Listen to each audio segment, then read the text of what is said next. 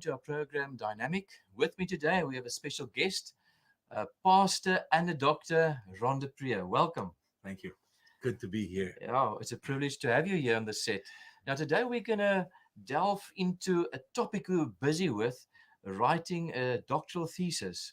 Can you maybe just share with us quickly where you were today and why you are here before we delve into more history about Ron de Prier himself? All right. Well, this very day, I was at the University of the Western Cape, Yes. Belleville, Yes. where here's the graduation ceremony program, and was honored, blessed to receive a PhD, Doctor of Philosophy, in Theological Studies. Wow.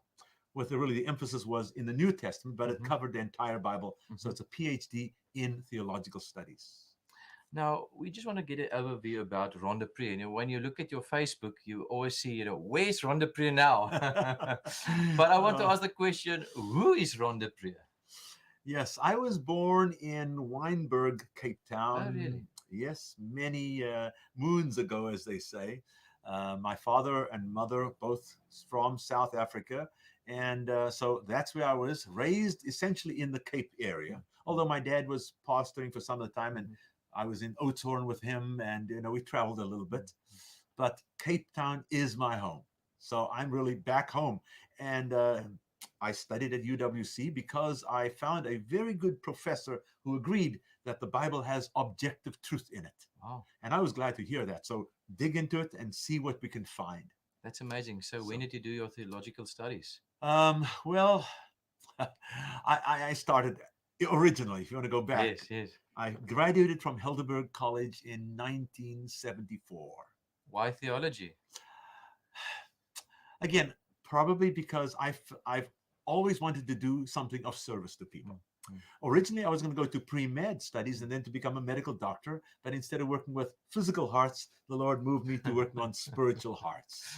So that's what happened. Yes. Wow. But I started in 71, the theology, and then finished in 74. Now, most people go into pastoral ministry when they've studied at Heidelberg. But you also went further eventually and also did your doctorate here in South Africa? Correct. Now, of course, that's you're right. Most people go straight in. I wanted to go on. I often jokingly say I wanted to get my MA before my MRS, my missus, my wife.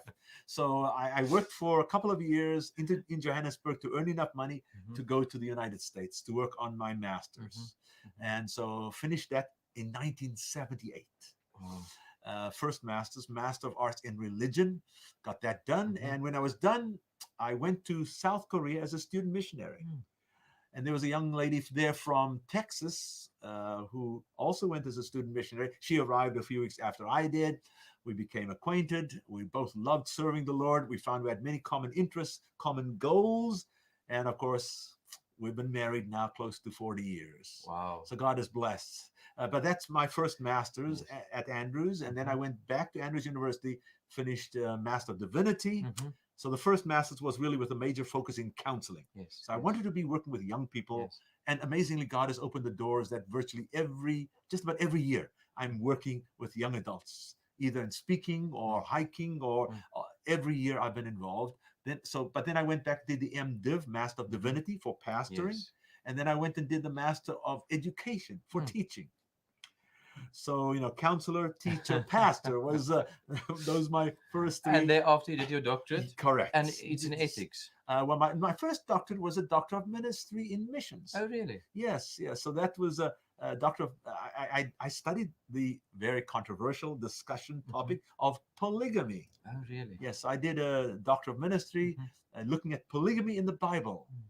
A very interesting study, eye-opening. And in fact, just a few months ago, I was in Kenya speaking for a family life conference for all of Africa. Leaders from all over Africa were there. And one of my topics was polygamy. Even though I graduated 25 years ago with that degree, I still have the opportunity to speak on my first doctoral study. After that, I went to the University of South Africa and did a DTH, Doctor of Theology, or in the United States, they say THD, in theological ethics. And followed up with what I've just completed now, which is a PhD in theological studies with an emphasis in New Testament because the topic is Colossians chapter 2, verse 16. Now, I have a question. This is just something to throw in because many of your viewers will wonder why in the world will somebody need such a lot of education? What's the need? How would you answer something like this? Well, I said that when I was in Korea after my first master's degree. Yes. I met a young lady from Texas. Yes. And we became better and better acquainted. And we found out that part of our interests were to serve the Lord as Christians as fully as possible. Now we know Paul talks about, if you can serve the Lord and remain single, Yes. good. If you cannot get married, and then most people have children. My wife and I said, let's follow Paul's advice halfway. Okay. So get married, but have no kids, so that we can spend more time in studying and digging.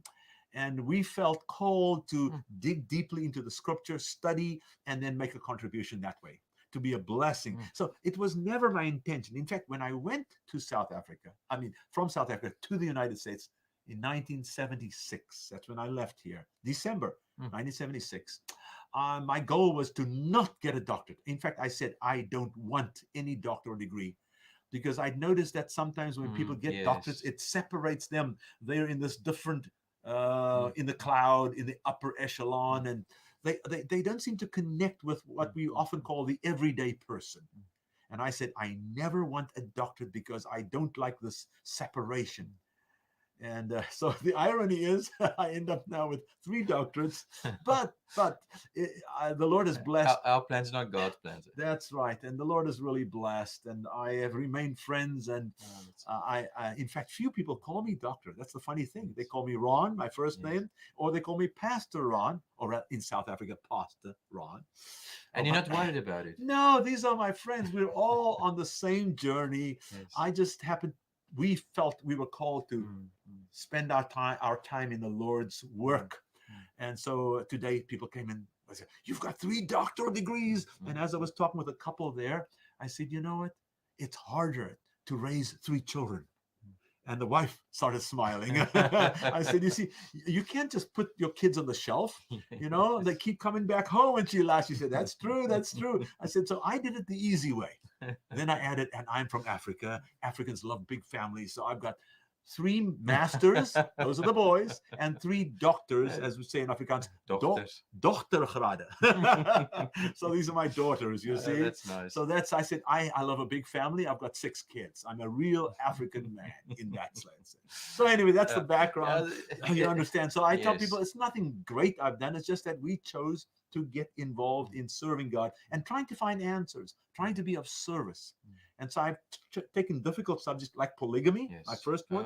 That's a huge challenge in much of Africa. So complex. And, how do we deal with it as mission workers? So I got into that. The second one is how to make good decisions. I was worried about young people making bad decisions. So I did a doctoral study on that issue. Wow. So anyway. It's amazing. It's just the other day I answered somebody also that question and told them, if you look back, all the main reformers, they were learned. They were studied. And it can help somebody to be more efficient in the Lord's work. Right. Of course, depending on the attitude. But that's quite amazing. But just bringing it back, I have some of your books on my bookshelf. I brought them along here. Just want to ask you some questions on this. Okay. Before we get to the nitty-gritties. Right. Other book here called Pathology of Polygamy. That's right. Was this before or after your doctorate? It's actually excerpt from my doctorate. Oh, really? Some of the chapters in there, and including a chapter from my advisor for my doctoral study, Dr. Richard Davidson was advisor, and he gave me one of his chapters, which says it. He's very learned, worked as a professor for decades, and he contributed a chapter that is kind of clearer than. And he had a PhD. Yes. But I was doing a doctor of ministry, so I used his chapter, which echoes mine and goes even deeper. So that was a selection of some chapters from my doctoral study, including additional materials. Yes. Okay, then I have a second book here called No Fear for the Future. Right. Affirming Divinely Directed Origins with Ethical Principles for the End Time People. Now, there's quite a few topics in this book. Correct. It's Yes. not just one topic No, alone. no, correct. Correct. I really appreciate this book. Right. It was quite, and it's especially written for more lay people. Yes, Um, yes. And you know, that actually comes out of a series of meetings I did. uh-huh. So it was more talking to the everyday person. So that's why you can see it was, you said, for lay people. Yeah, Yes. it wasn't written as a scholarly book Yes, as yes, such. It yes. was really presentations I made.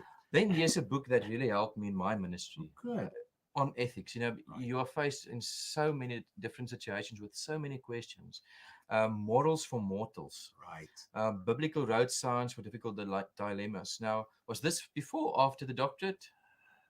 Oh, that's a good one. It was during the process Okay. because I started getting into ethics way back in 1970, some Yes, mid yes, yes, 70s, yes, and I took a course on ethics and was troubled by some of the statements that the yes, professor was yes, saying, and you know, again, is he right? Is he yes, wrong? And the yes. textbook he was using got me interested. And the textbook he was using was by a scholar, a Christian scholar in the United States, and I eventually wrote my thesis on his ethical system, Wow.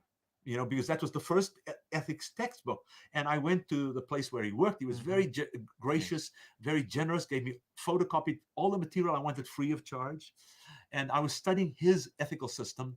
His system is called, nowadays, it's the greater of two goods, Yes. or ethical hierarchicalism, not the lesser of two evils, but the greater of two goods. And so I was delving into that. And during the process of time, I wrote different articles, got published. This is a compilation of articles published over about 10 or 15 years. Yes. 15 years, and I put them together. The first few chapters are principles, and then I go to application, practical issues, you know, lying to save life, Exactly. abortion, and that's Exactly. it. So yeah, I lay the Exactly. foundation, and then I go further. It's like for our viewers, for instance, if you are confronted with a question in a desperate situation, Right. will I lie to save my life or those of somebody else? Correct. You know, for instance, like in World War II, with Correct. Corrie ten Boom, and in Yes. all those type of situations. So Right. this is an amazing book. You know, yeah, It's written as a scholarly book, but if you go to the footnotes, there are stories in the yes, footnotes, by the way. yes, Okay. Somebody who was looking at said, man, I was glad you have in the footnotes, you have stories that illustrate the yes, principles, but yes. it's written as a scholarly one, and it's been used as a textbook Hmm. for the high school level, and it was used as a textbook at least for 3 semesters Hmm. for the undergraduate level, Oh, and it was used as a textbook for doctoral students. that's So amazing. I was amazed, and it was never written as a textbook. It's a compilation of essays. But it's quite important because I realized when I looked at other spiritual leaders that many of them, you know, it's more gray than black and white. Right. You know, Correct. and sometimes you know they use some of these ethics to actually tell you to break God's commandments. That's And unfortunately where some have gone, even professors and yes, scholars. You're yes, right. you know, just to put it in plain language. Yes, correct. And that was what I was looking. I wanted to see is are the commandments or just suggestions? Yes. Okay, and the evidence from Scripture is these are commandments. But the issue comes down to, do I trust God? Mm, That's the real issue. When I'm faced with any situations, trust Him, and therefore I will be faithful. mm, And so you have in the Bible many stories of martyrs who were yes, stoned for their faithfulness, for yes. example, or beheaded, John the Hmm. Baptist, or thrown to the lions, then Hmm. Daniel, or Shadrach, Yeah, Meshach, and Abednego yeah, into the fire. And they all didn't survive. I mentioned John the Baptist. You know, people are faithful. And it's the idea of Revelation 2, verse 10, the concept there, absolutely. be Faithful faithful unto death. unto death. Yes. That's the calling. If people were not, there'd be no martyrs. And there's a whole history of Christians throughout history who remained faithful because they trusted God. If you will follow your logic, you will always have a reason to not follow God's That's right. commandments, you know, in that desperate situation. Correct. Yeah, and it's a call for faithful, trusting lifestyle with Jesus. That's the idea. I'm not saying it's easy, Yes. but I'm dealing with what should we do and what does the Bible teach Mm, us? And should we follow the fallen, mm, fallible, failing mm. characters of the Bible? Because people say, oh, but Abraham lied. Oh, you know, or Rahab lied. And then I often say, and who is our example? They stop, Jesus. Yeah, And the Bible says, and Jesus never lied. He excellent. was always faithful to his Father. So that's the point. Mm, I want people to know they must look to Jesus. Don't look, because if you look to the Bible, for an excuse, you can find multiple excuses for all kinds of things. The other day, I picked up this book and I was fascinated. So I bought myself a copy, Feast Keeping and the Faithful. Yes. Should Christians observe the annual feast days?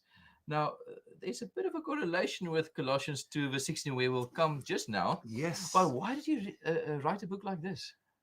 Wow, this is interesting. Because of my study in Colossians Yes. 2:16, which I will be mentioning when I started Yes, and yes, how yes. long, people thought that I was an expert on the feast days, I think, because in Colossians it talks about feasts, new moons, and Sabbaths. Okay? And so I was invited to go to a church where the pastor invited me because he was having some concern because there were members of his church and the overall denomination to which he belonged do not keep the feasts, but there were members of his church that began to keep the feasts. And so he called me in to come and address the matter. And I went there and he wanted me to speak. But I said, I want to meet the people first, because for me, I don't want to get up and just speak against individuals. I want to know them. And when I know people, by God's grace, I can then be more gentle because they're my friends. So if I disagree... And understand the context. Correct. And the underlying principles. That's right. And know where they're coming from. And their questions. Right. But I'll tell you, when I met with them that Friday night, I remember to this day, they asked questions I had no idea of. I was shocked. Here I had 3 master's degrees, 2 doctorates, and I didn't know how to answer the questions they asked. So I had to stop and say, oops. I went and talked with the pastor. The next day I said, I can't do what I was planning to do. And these feast keepers then invited me back. I went back twice to sit with them, to visit with them, to listen, to get DVDs and books and everything. And I went to 2 of their feast-keeping camp meetings, one around Passover and leavened bread, one around time of tabernacles. Because I found out how ignorant I was. You see, here's the word ignorant, and I had 5 graduate degrees, and I'm ignorant, or postgraduate. It's like, so I had to learn a lot, and then I had to spend a lot of time looking at the questions and the issues they raised. Because when I went through my schooling, it was never an issue, never came up as far as I remembered. Yes. That's how this came about. And I had one of the leaders of a conference, a section, I think it was 2 states, and he said, can you bring me, I need material on this. I said, well, I can get a book ready on it. And he said, I said to him, when? He said, in 10 weeks' time. I said, I'll do my best. And we put that together in 10 weeks. What? Yes. It's a decent book. Yes. And that's one of the earlier editions. There's a newer edition. Oh, really? It's revised, expanded. So it's a little I'm sitting old. with an old copy. Yeah, the content hasn't changed. But when this came out, my feast-keeping friends looked at it and raised some challenges and some concerns and thought that I used the word ignorant once. And they said I called them ignorant. I didn't. I was intending to say they are ignorant of this fact. So I changed the word and said unaware. And so that, because I'm not trying to belittle anybody or trying to make myself more clever. I said unaware of the fact. So I changed from ignorant of the fact to unaware. So I tried to make the wording more open and inviting. So I made a few, and then I also answered some of the questions and bigger challenges they raised. They showed me that I wasn't, they said, what does he mean by this? And I went in and clarified things. And so we've got a newer edition that's come out called Revised and Expanded. Yeah, so it's been a fascinating journey, learning, and from my journey with the feast-keeping people, some actually thought I had joined them because I went to these meetings, and I didn't go undercover. Yes. I went because they'd invited me, but others didn't know I was invited. So people thought, oh, he was a feast keeper, now he's abandoned us. I was never a feast keeper. I was just trying to understand. And I told the feast keepers, I said to them, if this is a biblically legitimate thing, I will join you. I told them that. And I said, I hope that you're willing to join me and give up the feast if I can show that it's not. Yes. And so I went to the totally open-minded. And they were thankful, as in our discussions. They said, Ron, you're the first theologian, church leader who has come and spent time with us. Thank you. And I wanted to do that as thoroughly and carefully as possible. So that was, but it came out of Feast, New Moon, Sabbaths. My focus was the last term, which we're going to get to, but that's how this opened up, and I ended up with, that actually has become my most quote-unquote popular book. Oh, really? It sold probably more than almost anything besides this little book that will come to right now. Yes, this is one of the first books I got from you, Putting the Sabbath to Rest, a scriptural study of Colossians 2, verse 16, by Right. Ron de Prier. Now, it says here at the back, it's interesting. Regarding Colossians 2:16, the renowned Walter Martin concluded, in the light of this scripture alone, I contend that the argument for Sabbath observance collapses. Yes. And that's quite true. In many minds of many pastors out there, especially of Sunday keeping churches, this is a powerful text to use against Sabbath keeping. Correct. Correct. While and then it goes on to explain it. So, what led you to this study of Yeah. Colossians 2 verse 16? Yes, and that's a long, long journey. Yeah, that's a long journey, Okay. because now I have another book in my hand, Judging the Sabbath, Yes. discovering what can't be found in Colossians 2 verse 16. Put a bit differently, Yes. in another setting, from another angle, Correct. but on the same topic, with more information. Yes. So, you take the same quote of Walter Martin. Yes. In the light of the scripture alone, I contend that the argument for Sabbath observance collapses, and then not so fast, says Ron de Prier. I like that. That's right. So what on earth? How did you get to this study? Okay, so let me hold these. I Yes, have to yes, illustrate yes, these in a please. minute. But back in 1989, 30 years ago, Wow. January 1989, Wow. I was doing doctoral work in the United States, in Michigan. And I was in a doctoral class by a well-known professor. He's a Dutch professor, studied at the Free University of Amsterdam. Oh, His name was Hans Hans Larendel. Larendel. And so I was taking this class with him, and he said, doctoral classes, you choose what topic you'd like to write on. And for some reason, my attention came to Colossians 2:16. And I think perhaps why there has been, in the past, and even up to the present, some debate, even amongst us scholars of the same church, some discussion and debate on the text. And I said, let me take that as my topic. And I'll be honest, officially we kind of generally hold one view. When I read the scholars, well-known scholars who wrote on the topic, one with his doctoral study, one with a master's study, they both claimed that it was seventh-day Sabbath in the text. And they gave their reasons for it. And here's my confession. I said, wow, they've got strong arguments. That looks right.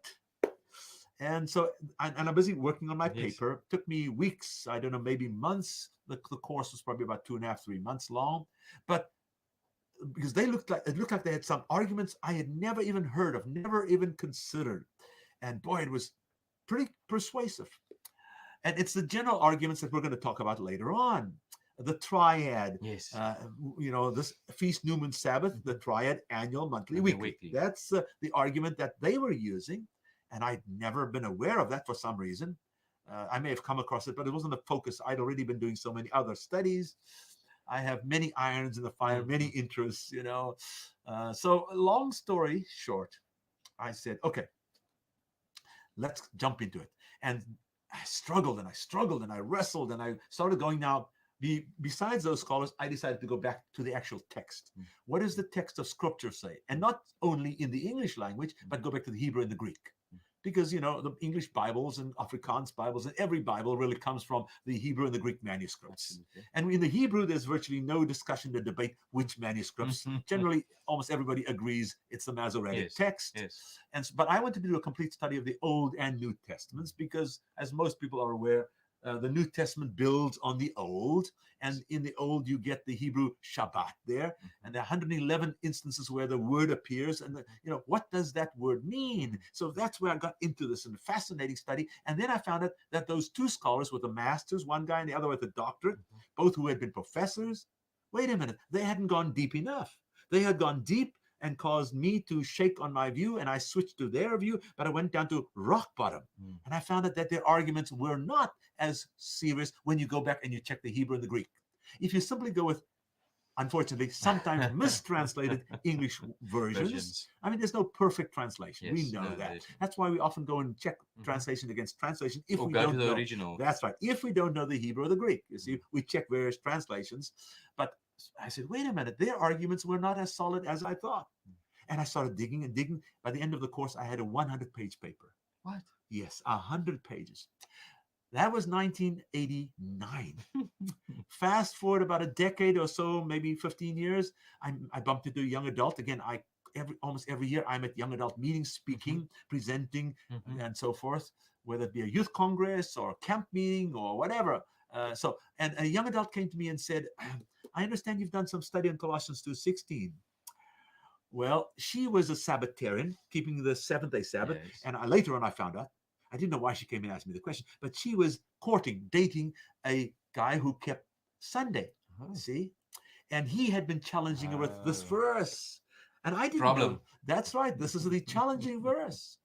And so she came to me and I promised, I said, look, I'll take my paper and I'll make it in a format that you can read. Hence this. And so I put the 100-page paper for the everyday person. And you see, I just have check marks where the Hebrew words are. I have no Hebrew and Greek there. Check marks, okay? Not translated. We'll show that on the screen for the viewer. Yes, but that's it. This is the simplified version. We got to the printer and he said, you have no cover. You only have contents. And at the printer, he said, my wife just made a cover quickly. So we call this the ugly book because we had no cover made at the printer. She quickly typed this up and said, what color do you want? Green. So this is the ugly duckling, as they something idiom. That's why this looks like a non-book, because we had no cover. We were just going to put together. And it became pretty popular. I think 1,000 copies just were, because different conference leaders, they said, can you send me 100? Can you send me 200? Wow. So I can share this, because this is how. And from this, the spouse of a pastor in my conference at that time, I was working in Michigan, took it home. And so this guy reads this thing, and he reads it on Friday night, he reads it on Saturday, and Sunday he calls me up. He says, man, I read this book of yours. This is awesome thing.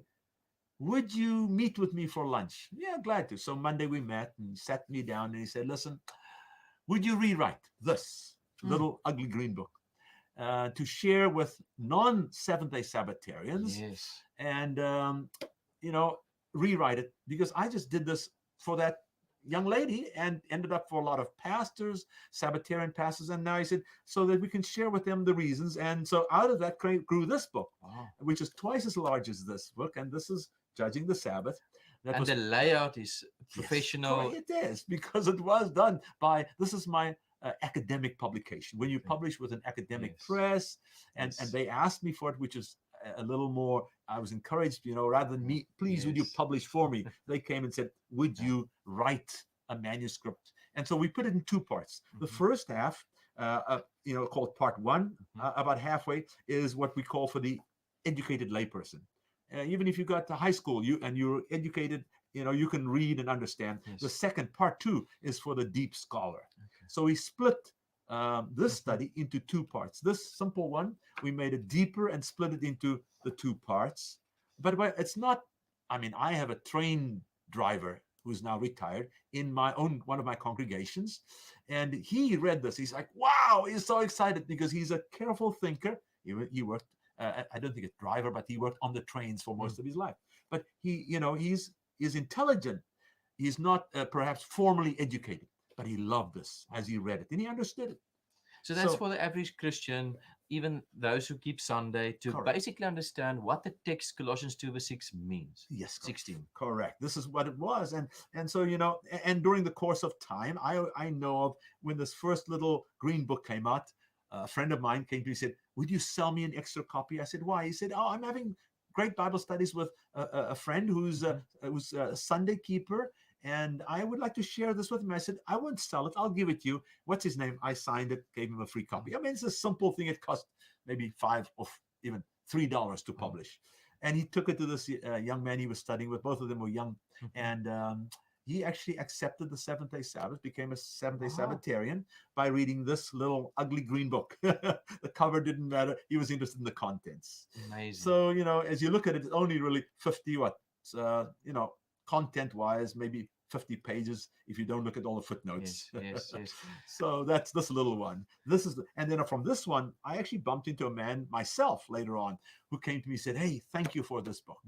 He was probably twice as old as a young man, and he was also had graduated. He was a Sunday-keeping pastor, and he said, thank you for this book. This is the book that got me to see the beauties of the Seventh-day Sabbath and I became a Seventh-day Sabbath keeper as a result. So I've seen two myself that I know of from the study, and I'm not boasting. I'm just saying Yes. thank you, Lord, Yeah. for me being able to share, because the Sabbath is not a legalistic thing. No. It's to spend 24 hours with your best friend, Jesus. Absolutely. And Absolutely. of course, if you're in love with somebody, you want to spend time with them. You love spending time, quality time, and of course sharing with others. So that's what it is, and that's how these two earlier books were already instrumental in helping people see what is this verse actually Yes. talking about. So, Dr. Depree, we're gonna spend now the next part of this program in just getting into this verse, why it is important, and Okay. just an overview. And in the next program, for our viewers, we will really delve into this text and look at all the objections. Correct. Why people use this text to basically object to the keeping of the 7-day Sabbath on Saturday. Okay. But before we do that, as I said at the beginning of our chat, and now as we're going into the thesis that I've Yes, just yes. finished, I really want to firstly say I'm grateful to God for sustaining me through this journey.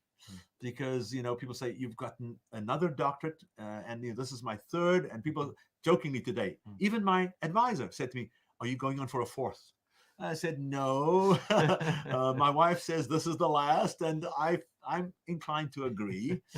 But the thing is, how did it come about? So, firstly, I'm grateful to God for sustaining me through this, because it was a long journey. It's a long journey. I actually got into this study. I got accepted at the University of the Western Cape in 2007. What?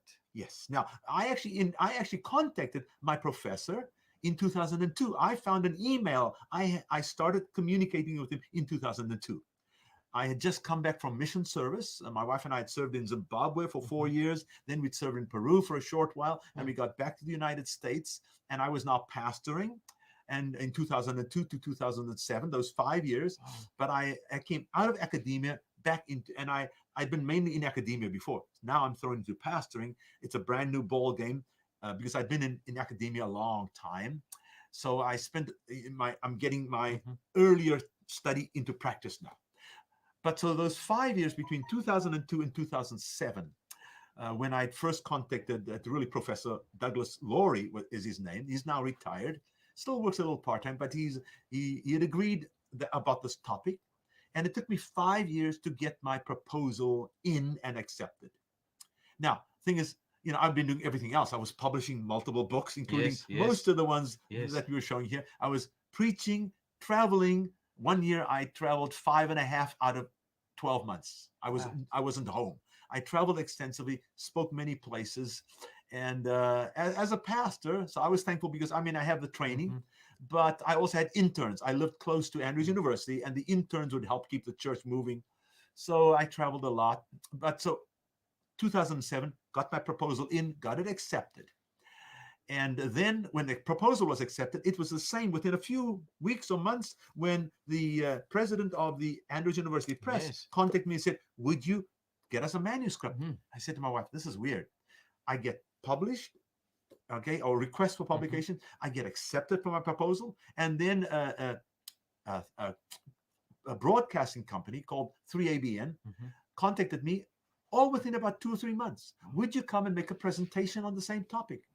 And I said, "Wait a minute. It looks like God is hitting me on the head saying, it's time to get this study properly done." I'd done a 100-page paper. I got this ugly little book done. I'm working on this book. So I went to my conference president and I handed in a resignation. I said, yeah, literally. I said, I am resigning from the ministry or taking a leave of absence. For how long? I said, depends on what the Lord wants. So we have no kids, no grandkids, so we have flexibility. We took a leave of absence to go firstly get this book done and to go and work on Colossians 2, verse 16, the doctoral study. So moved out to California, where I was going to do some part-time teaching, and my wife was working full-time, so I can get this done. Within 6 to 9 months of us moving out there, Linda came down with cancer. Wow, that hit us like a bombshell. And I remember Linda turning to me and saying, "Ron, the devil, I don't think wants you to get this book done. Go ahead, get the book done, And then we agreed I would put my Mm. doctoral studies on hold Mm. Mm. so that I can focus on making sure she gets Yes. healthy. Yes. So I got the book done in 2008. That's why publication date 2008. And then Linda, in a sense, became more of my focus. Mm. Had to change some of my plans. You had to go Mm. through treatment and all that, Sure. just really adjusting life accordingly. And after 6 years, when she eventually, thank the Lord, went through surgery, radiation, didn't have to do chemotherapy, thankfully. Mm. Once she was in remission, after 6 years, I then got back into the PhD program, and the university was gracious enough to accept me back. Wow. So it didn't take me that long, except that I withdrew for about 6 years. Mm. Again, I travel quite a bit to multiple countries and continents, speaking and making presentations, etc. And Mm. and putting out theological fires. I was also the member of the Biblical Research Institute Yes. for about 6 years. Mm. So I've been involved in scholarship and academia. And so this study just couldn't get done. Yes. So why did it take so long? I jokingly say I'm a slow learner, but it's because I've been involved in ministry. But then my professor contacted me. I was in South Africa about 2 years ago, and I went to visit him and said, Ron, I'm retiring. If you don't get your study done, you may not find somebody else who feels competent to guide you through the process, Yes. and that's it. So I went to my employer and I said, well, Elder Keys, what should I do? I've been working on this, but when I went to that conference working Yes. in Arizona, I had gone there as semi-retired, and I had one church 18 hours a week, and I was going to work on the thesis. Within 6 weeks of arriving, settling in, the president said to me, would you go full-time? Wow. So I said, okay. And so I kind of said to him, if I'd remained part-time, I could have gotten this done, which was true. I've been full-time in churches now in that district, and I didn't get it done. My professor's retiring, and he just told me, get it done, or else you may never get it done. Yes. So he was very gracious. He said, okay, for the next 5-6 months, only preach on weekends and take care of life or death emergencies. So that was it. I then dived into this study. So again, I'm grateful to God for sustaining me. And I want to say I'm thankful to Linda, my wife, Yes. because, this was a crisis for her. Right. And the Lord is blessed, and and she's healthy and strong. And I even took her as a part of the celebration. We went, I trained her, and she did the Chicago Marathon, the 42.2, 2 or 3 years after her cancer, after surgery. So I was her trainer, and did that celebration. And then, of course, a few years later, before she was in remission. And so I'm thankful to my wife, Linda. And then, of course, to my teachers, so many wonderful people who motivated me. From my 7th grade, I remember a key person who motivated me, a South African, motivated me to see that I could dig and study. And then I'm grateful for many friends. I appreciate so many friends, because my study is here in Cape Town. I'm living in the United States. So even though I didn't have to come, I had many opportunities to come and speak. Yes. And when I would come, I would try to bring a chapter or visit with my professor, get his counsel, and then I would stay with friends. And there have been so many gracious friends that I have stayed with over the course of the last 5 years, but mainly the last 2, as I've been scrambling to get this done. So that's a part of the journey. And of course, my parents most definitely were inspirational, and my uncle and aunt. So I've got from that side very supportive people. Both my parents and my uncle and aunt have passed away. But I have had many people helping me, encouraging me to dig deeply in this very important topic. What will we do without family and friends? That's and right. their support. Correct. And that's if you have a supportive network, then you can start digging in, and you can spend time searching as you got that. If you have to run it alone and you have people against you, it's very hard. So I just want to say to all those who've been helping me, I'm looking at you right now. Thank you for all your kindness, your encouragement from my professor, teachers, family, and friends, and mostly to God. Amen. Now, Colossians 2 verse 16, it says, let no man therefore judge you in meat or in drink or in respect of an holiday or of the new moon or of the Sabbath days. Now, this is the King James Version. Correct. So, Yeah, please lead us in the study. Well, again, as I said, if you don't know the Hebrew and the Greek, then you go and check multiple translations, and you can even read commentaries that make comments on this text. I prefer the New King James, because if you look at the New King James and you compare it with all known Greek manuscripts, the New King James is closer. There's no perfect English translation, because that's why we have multiple English translations, but it's closer and it's more modern language. So so it starts very similar. So let no one judge you. Okay. Very similar. Let no man therefore judge you. And then King James says in meat. New King James says in food. Because Old English 400 something years ago, they use the word meat for food. And the word there is food. Okay. Or in drink. Okay. And the literal translations have food and drink. Now, just a question: is this referring to a sacrificial system, or this is just normal eating and drinking? Well, this is part of what my thesis is about. I have a whole section on that. See, on these two important words.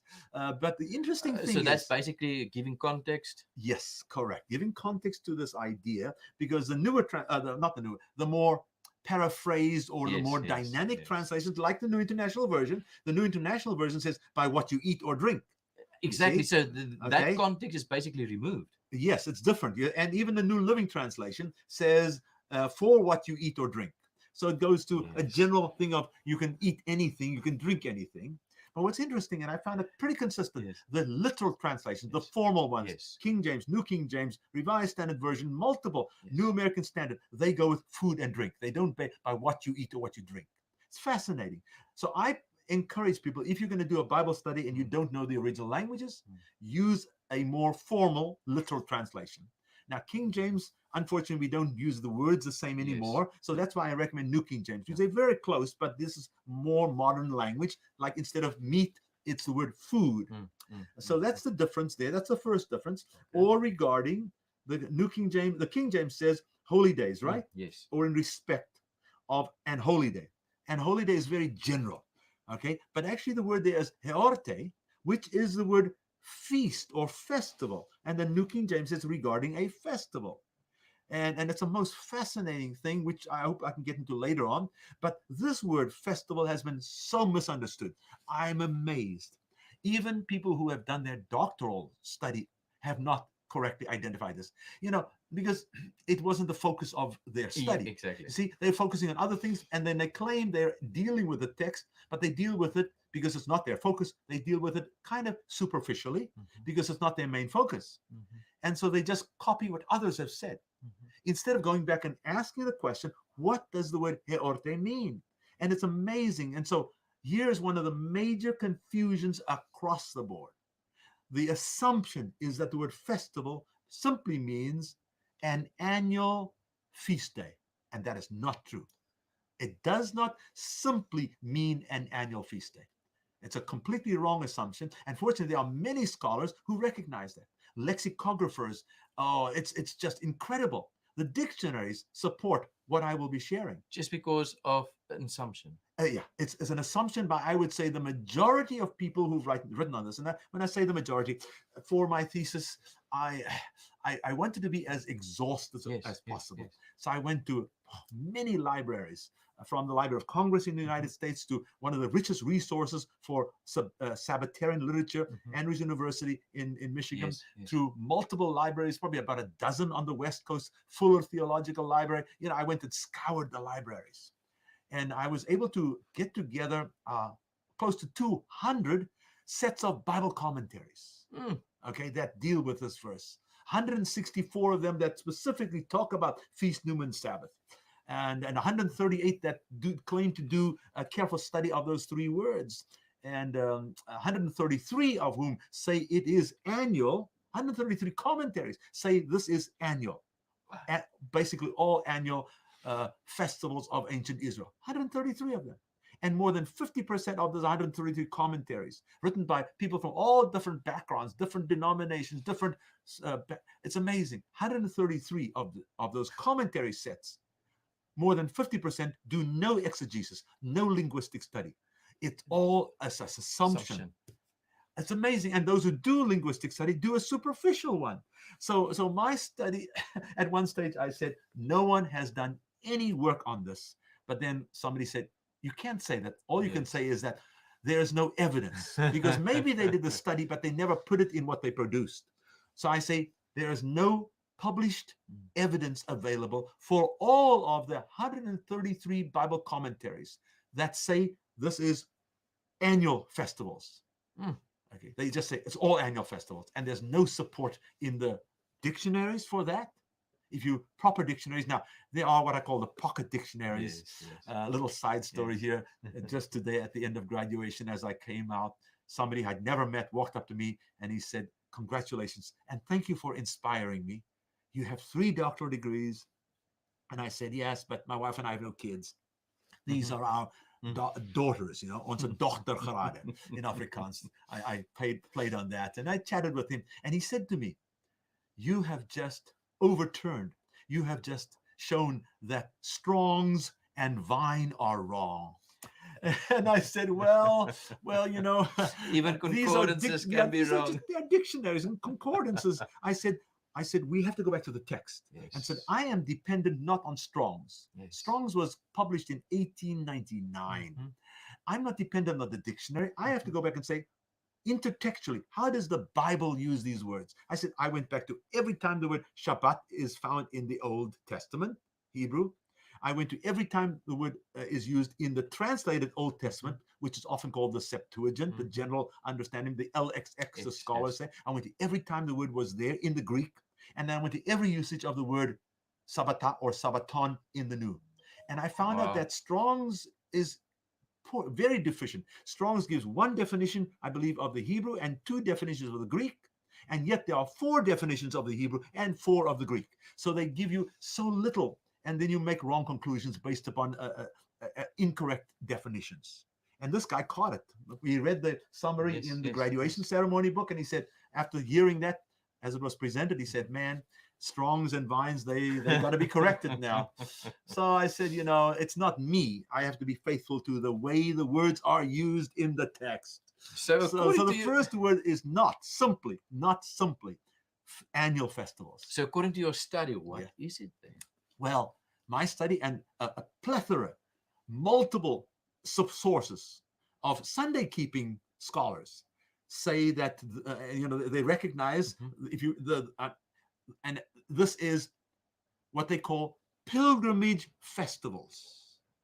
It's and as scholars say, the word heorte is the Greek translation of the Hebrew word chag, and chag translated in English is an H with a dot under it, in your throat, and then an A and a G with a line under it, chag.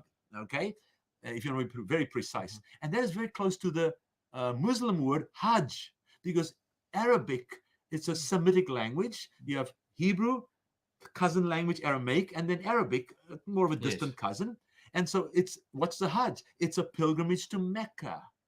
And so you see, when you go and you study the ancient Jewish, what happened in the Old Testament, 3 times per year, all Jewish males were required to make a pilgrimage up to Jerusalem. And these are the Chag, or Chagim is plural. And these are also Heorte, the Greek word that's here. These are pilgrimage festivals. It includes only Passover / unleavened bread. Passover is the 14th day of the first month, okay? Abib. And then from the 15th day till the 21st, to the 7 days of unleavened bread. Those 8 days, they went up there for Passover, they stayed for unleavened bread. That 8-day festival, which even in the New Testament, Luke says the Passover, also called Feast of Unleavened Bread, or vice versa. So they just use the word Passover. So that's the one time all males had to go. Correct. Okay, and then they go back springtime, and then close in summer, they went up for Pentecost, which is a 1-day festival. Again, all Jewish males, circumcised men, had to go up there, major, for 1 day, Pentecost. And then they came back, and then Tabernacles, which is, again, incidentally, an 8-day celebration. 7 days from the 7th month of the Jewish calendar, the 15th to the 21st, and the 22nd day was the 8th day. So you have 8-1-8. Correct. You have a chiastic structure, which is what the scholars call, you have 8-1-8. Okay, with Pentecost in the middle. Fascinating. So it's like, wow. And if you read the Bible, it's clear. These are the only times that Jewish males had to, and they went to their families, Yes. obviously. Jesus was a child. He went Mhm. over with Joseph and Mary Yes. up there, with his mother and quote unquote adoptive Mhm. father. They went up to Jerusalem for Passover. These were the pilgrimage festivals. And I didn't find one scholar who knew his worth and knew his work who suggested that. I mean, looking at the lexicographers, Yes, looking at the yes, yes, dictionaries, yes. and looking at the actual meaning of the word, Mhm. I went through the entire New Testament to see how the word heorte is used. It's found 27 times in the New Testament. And besides this time, 26 times. And it is used of pilgrimage festivals. And the best we know, including footnotes by other scholars, it's mostly used for Passover and leavened bread, secondarily for tabernacles, and then once probably for Pentecost. So why is it important that it's a pilgrimage and not an annual feast? Well, it is, no, what I said, not simply. That's the key word. I said it's not simply an annual feast. It is an annual feast, but it is a specific kind of annual feast. Heorte is used of the pilgrimage festivals because there were other times that were sacred times also. Many know the most important day of the Jewish year is Yom Kippur. Mhm. It's well known. It's and you can see it in many calendars. It's Yom Kippur. Yes. That's the most sacred day, Yes. the Day of Atonement. Mhm. But there's no requirement. You don't go up to Jerusalem for Absolutely. that. And it's fascinating because Yom Kippur is not included in the word festival. Never is. So it's an amazing study. Heorte is a limited, and that's scholars who say that, and I agree. From a word study of the New Testament, I show that Heorte never includes a Day of Atonement. Fascinating. So we must say, so the first word there is a festival. And the best way to say is a pilgrimage festival. And it's interesting, the Revised English Bible, when it's in the book of Hosea, when they have a similar triad, it says a pilgrimage. Same idea. New English Bible, Revised English Bible, and one more. I think the Voice, if I'm correct. I may forget. I've gotten about 60 Bibles that I've used, translated, Bibles, plus Afrikaans, plus Dutch, that I've referred to in my thesis. So, and I go back to the original. So the word is a pilgrimage festival. And once you correctly identify the first term, it solves a multitude of problems, I believe, because the claim is inaccurate. These are simply all annual festivals. There's no support linguistically, exegetically, etc. in the New Testament. And even with Old Testament links, there's no support for that. So there's a major flaw of the assumptions made by people, which cause us to realize that assumption is dangerous. So Correct. when we get into a Bible study or into exposition, whatever format, we need to put aside our preconceived ideas. Correct.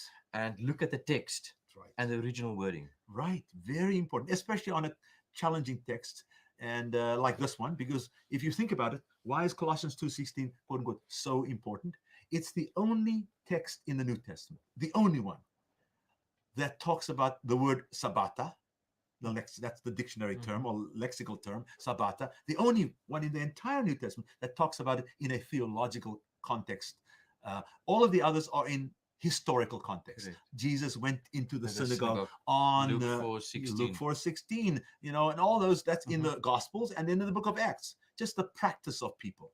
And this is the one that gives counsel about this word sabbata. So it's in the theological portion, and it's talked about what to do about it. Let no man judge you concerning the word heorte there, feast, and then new moons, neomania, and then sabbata. Those are the lexical words. Yeah, so it says here a holy day or feast. Feast, correct. Or of the new moon or of the Sabbath days. Okay, before we get to that last term, we'll keep that for the second section, because that's the most, but let me go on to new moons. Fascinating. I had to learn so much of this. I thought I'd gone to school. Oh man, just to go into the word new moons there. Virtually nobody debates that. It's neomania, or sometimes written pneumania, but it's the only time in the entire New Testament that this word appears. Nowhere else in the New Testament. Really? Never. Yes. Neomania is unique. But it's the same like in Isaiah 66, for instance. No, it's not. Fascinatingly, it's not. And that's quite crucial. That is crucial, yes. Yeah. Now, that's the Hebrew word chodesh, which appears 283 times in the Old Testament, and there's lots of dictionary and serious scholars, and I'm talking about I'm not talking about the peripheral ones who just scratch the surface or dig maybe 10 centimeters down. But those who go down to bedrock, there's pretty much agreement. Chodesh is a Hebrew word which is used mostly not for new moons. It's just used for the word month. It's the regular word for month. From month to month. It's from month to month and from Sabbath to Sabbath. It's got nothing to do with the new moon celebration, which is the first day of the new moon. It's not there. It's fascinating. And I have multiple Bibles that show that all the way from the Geneva Bible. Okay. So according to your study and your research, there's no correlation between Isaiah 66 and this verse. No, except for similar sounding words in the English trans, but you can't connect because them. I heard some Sunday keeping pastors using that text to show basically that, okay, there's new moon, there's Sabbath days, and here's new moon and Sabbath days. Right. No, these are not connected. It's hard. Again, in the normal language, it makes sense. In the normal language, yes. But it's here's a little difference. Like even in English, we could talk about peanut butter and jam. They go together. Or spaghetti and meatballs. Yes, they go together. Yes. This is when you have new moon and Sabbath. That's a couplet. That's called a couplet.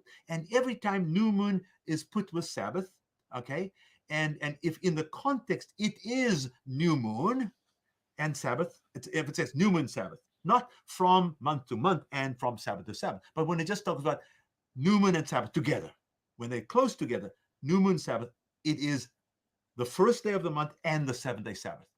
But this is from month to month and from Sabbath to Sabbath. This is not that kind. I call it the double. It appears twice, but it's new moon on its own, which is really month to month. Yes. And the top scholars agree it's month to month and Sabbath to Sabbath. And the Sabbath to Sabbath is the 7th day Sabbath in the text, but that is month to month. It's amazing how much evidence there is for that. And I wasn't even aware of this until I got into the study. It's just wow. Now in Isaiah 1, it has, I hate your new moon and Sabbath. That's put together as a couplet. See? And so that's new moon, first day of the month, and 7th day Sabbath, where God is speaking. And if the context is because of the way they were abusing, they were simply serving God with their lips, but not with their hearts. Jesus talks about it in later on about, quotes Isaiah. So that's why God hates this lip service. Yes. And it is talking about new moon days, and it is talking about 7th day Sabbath. Okay, some theologians are going to disagree with you. So we need to get in another program to get into the depth of this. Oh, okay. And we really invite you to tune into the next program where we'll get into depth of this verse, especially focusing on this. Is it the Sabbath days, plural? This Sabbath, a Sabbath, Sabbath? Yes. What is this? Okay. And in which context? And then also, crucial to me, what is the objections? And what did your study reveal to the specific objections raised in this verse? Yes, and you say another hour. We need about at least, I'd say, 10 hours more. But we'll try to squeeze it into one. We're going to squeeze 30 years into 1 hour. Okay, yes, that's right. But we began to touch the surface by pointing out that festival is pilgrimage festivals. Yes. That's quite crucial. Yes. Thank you for tuning in to the program Dynamic. In the next program, we'll continue with the study and we will get into depth. May God bless you. Until next time.